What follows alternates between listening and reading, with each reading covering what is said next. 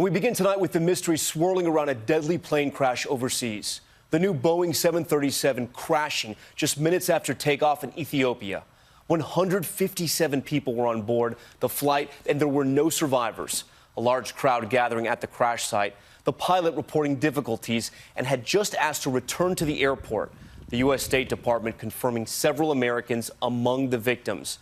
The UN Secretary General says about a dozen personnel were also killed. This is the second air disaster involving this model of a Boeing 737 in less than 6 months.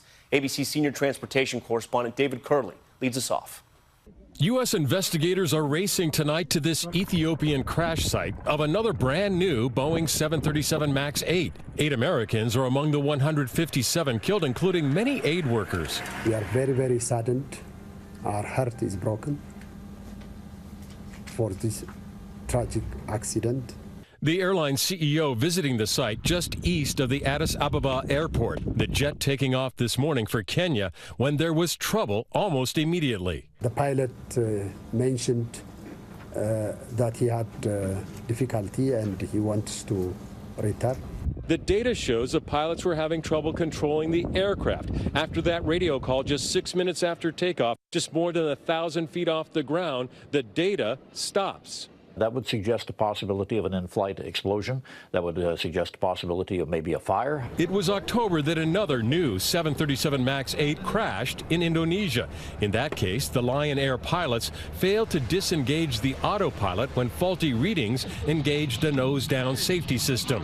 Now, 2 crashes of this new jet in service for less than 2 years. There's nothing right now that I know of that would lend any credence to being concerned about this particular airplane. These 2 crashes are wildly dissimilar. Humanitarian and aid groups around the world are grieving tonight the loss of staff who were killed in the crash. From Britain, 36-year-old Joanna Toole, who was going to an environmental conference. Paolo Dieci, founder of an Italian group that works with UNICEF. Staff from 5 UN-affiliated programs lost. All right, David Curley joins us live. David, we heard from our expert who says there is no reason to think there is something wrong with this type of plane. But both of these accidents happening back to back and on new airplanes, a plane that is growing in popularity throughout the U.S.?